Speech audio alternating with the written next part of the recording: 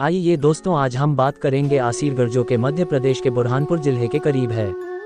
तो दोस्तों, मेरे इस वीडियो को लाइक और सब्सक्राइब जरूर कीजिए। आसीरगढ़ मध्य प्रदेश के बुरहानपुर जिले में स्थित एक गांव है। आसीरगढ़ का ऐतिहासिक किला बहुत प्रसिद्ध है। आसीरगढ़ किला बुरहानपुर से लगभग 20 किलोमीटर की दूरी पर उत्तर दिशा में सतपुड़ा पहाड़ियों के शिखर पर समुद्र सतह से 250 फुट की ऊंचाई पर स्थित है। यह किला आज भी अपने वैभवशाली अतीत की गुणगाथा का गान मुक्त कंठ से कर रहा है। इसकी तत्कालीन अपराजेयता स्वयं सिद्ध होती है। इसकी गणना विश्व विख्यात उन गिने चुने किलों में होती है जो दुर्भेद और अजेय माने जाते थे। इतिहासकारों ने इसका बाब ए दक्खन दक्षिण द्वार और कलोद ए दक्खन दक्षिण की कुंजी के नाम से उल्लेख किया है, क्योंकि इस किले पर विजय प्राप्त करने के पश्चात दक्षिण का द्वार खुल जाता था और विजेता का संपूर्ण खानदेश क्षेत्र पर आधिपत्य स्थापित हो जाता था। इस किले की स्थापना कब और किसने की, यह विश्वास से नहीं कहा जा सकता। इतिहासकार स्पष्ट एवं सही राय रखने में विवश रहे हैं। कुछ इतिहासकार इस किले का महाभारत के वीर योद्धा गुरु द्रोणाचार्य के पुत्र अश्वत्थामा की अमरत्व की गाथा से संबंधित करते हुए उनकी पूजा स्थली बताते हैं। बुरहानपुर के गुप्तेश्वर महादेव मंदिर के समीप से एक सुंदर सुरंग है जो आसीरगढ़ तक लंबी है। ऐसा कहा जाता है कि पर्वों के दिन अश्वत्थामा ताप्ती नदी में स्नान करने आते हैं और बाद में गुप्तेश्वर की पूजा कर अपने स्थान पर लौट जाते हैं। कुछ इतिहासकार इसे रामायण काल का बताते हैं। प्रसिद्ध इतिहासकार मोहम्मद कासिम के कथनानुसार इसका आशा अहीर नामक एक व्यक्ति ने निर्माण कराया था। आशा अहीर के पास हजारों की संख्या में पशु थे। उनकी सुरक्षा हेतु ऐसे ही सुरक्षित स्थान की आवश्यकता थी। कहते हैं वह इस स्थान पर 15वीं शताब्दी में आया था और इस स्थान पर ईंट मिट्टी चूना और पत्थरों की दीवार बनाकर रहने लगा। इस तरह आशा अहीर के नाम से यह किला आसीरगढ़ नाम से प्रसिद्ध हो गया। आसीरगढ़ कुछ समय के लिए चौहान वंश के राजाओं के आधिपत्य में भी रहा था, जिसका उल्लेख राजपूताना के इतिहासकारों ने संदर्भ में किया है। कुछ समय बाद आसीरगढ़ किले की प्रसिद्धि दूर दूर तक फैल गई। फिरोज शाह तुगलक के एक सिपाही मलिक खां के पुत्र नसीर खां फारूकी को आसीरगढ़ की प्रसिद्धि ने प्रभावित किया। वह बुरहानपुर आया। उसने आशा अहीर से भेंट कर निवेदन किया कि मेरे भाई और बलकाना के जमींदार मुझे परेशान करते रहते हैं एवं मेरी जान के दुश्मन बने हुए हैं, इसलिए आप मेरी सहायता करें और मेरे परिवार के लोगों को इस सुरक्षित स्थान पर रहने की अनुमति दे तो कृपा होगी। आशा अहीर उदार व्यक्ति था। उसने नसीर खां की बात पर विश्वास करके उसे किले में रहने की आज्ञा दे दी। नसीर खां ने पहले तो कुछ डोलियों में महिलाओं और बच्चों को भिजवाया और कुछ में हथियारों से सुसज्जित सिपाही योद्धाओं को भेजा। आशा अहीर और उसके पुत्र स्वागत के लिए आए। जैसे ही डोलियों ने किले में प्रवेश किया, डोलियों में से निकलकर एकदम आशा अहीर और उसके पुत्रों पर हमला किया गया और उन्हें मौत के घाट उतार दिया गया।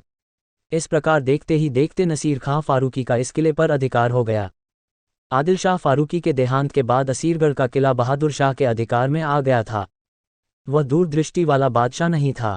उसने अपनी और किले की सुरक्षा के लिए कोई व्यवस्था नहीं की थी। सम्राट अकबर आसीरगढ़ की प्रसिद्धि सुनकर इस किले पर अपना आधिपत्य स्थापित करने के लिए व्याकुल हो रहा था।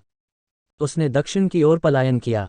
जैसे ही बहादुर शाह फारूकी को इस बात की सूचना मिली, उसने अपनी सुरक्षा के लिए किले में ऐसी शक्तिशाली व्यवस्था की कि 10 वर्षों तक किला घिरा रहने पर भी बाहर से किसी वस्तु की आवश्यकता नहीं पड़ी। सम्राट अकबर ने आसीरगढ़ पर आक्रमण कराना प्रारंभ कर दिया था एवं किले के सारे रास्ते बंद कर दिए थे। वह किले पर रात दिन तोपों से गोलाबारी करने लगा था। इस प्रकार युद्ध का क्रम निरंतर चलता रहा, परंतु अकबर को हर बार असफलता का ही मुंह देखना पड़ा था। उसने अपने परामर्शदाताओं से विचार विमर्श किया, तब यह निश्चित हुआ कि बहादुर शाह से बातचीत की जाए। संदेशवाहक द्वारा संदेश भेजा गया। साथ ही यह विश्वास भी दिलाया गया कि बहादुर शाह पर किसी भी प्रकार की आंच नहीं आएगी। बहादुर शाह ने सम्राट अकबर की बात पर विश्वास किया। वह उससे भेंट करने के लिए किले के बाहर आया। बहादुर शाह फारूकी ने अभिवादन किया और तत्पश्चात बात प्रारंभ हुई। बातचीत चल ही रही थी कि एक सिपाही ने पीछे से बहादुर शाह पर हमला कर दिया और उसे जख्मी कर बंदी बना लिया। उसने अकबर से कहा, यह तुमने मेरे साथ विश्वासघात किया है। इस पर अकबर ने कहा कि राजनीति में सब कुछ जायज है।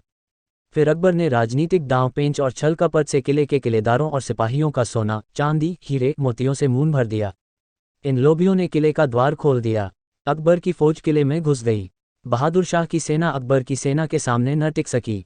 इस तरह देखते ही देखते 17 जनवरी सन 1601 को आसीरगढ़ के किले पर अकबर को विजय प्राप्त हो गई और किले पर मुगल शासन का ध्वज फहराने लगा। अकबर की सेना ने बहादुर शाह के पुत्रों को बंदी बना लिया। अकबर ने बहादुर शाह फारूकी को ग्वालियर के किले में और उसके पुत्रों को अन्य किलों में रखने के लिए भिजवा दिया। जिस प्रकार फारूकी बादशाह ने इस किले को राजनीतिक चालों से धूर्तता से प्राप्त किया था, ठीक उसी प्रकार यह किला भी उनके हाथों से जाता रहा था। इस प्रकार असीरगढ़ और बुरहानपुर पर मुगलों का आधिपत्य स्थापित होने के पश्चात फारूकी वंश का पतन हो गया। प्रसिद्ध इतिहासकार फरिश्ता लिखता है कि अकबर जैसे सम्राट बादशाह को भी असीरगढ़ किले को हासिल करने के लिए सोने की चाबी का उपयोग करना पड़ा था। अकबर के शासनकाल के पश्चात यह किला सन 1760 से सन 1819 तक मराठों के अधिकार में रहा। मराठों के पतन के पश्चात यह किला अंग्रेजों के आधिपत्य में आ गया। सन 1904 से यहाँ अंग्रेजी सेना निवास करती थी। असीरगढ़ का किला 3 विभागों में विभाजित है। ऊपर का भाग असीरगढ़, मध्य भाग कमरगढ़ और निचला भाग मलयगढ़ कहलाता है। तो दोस्तों, ये वीडियो पसंद आए तो लाइक और सब्सक्राइब जरूर कीजिए। धन्यवाद मित्रों।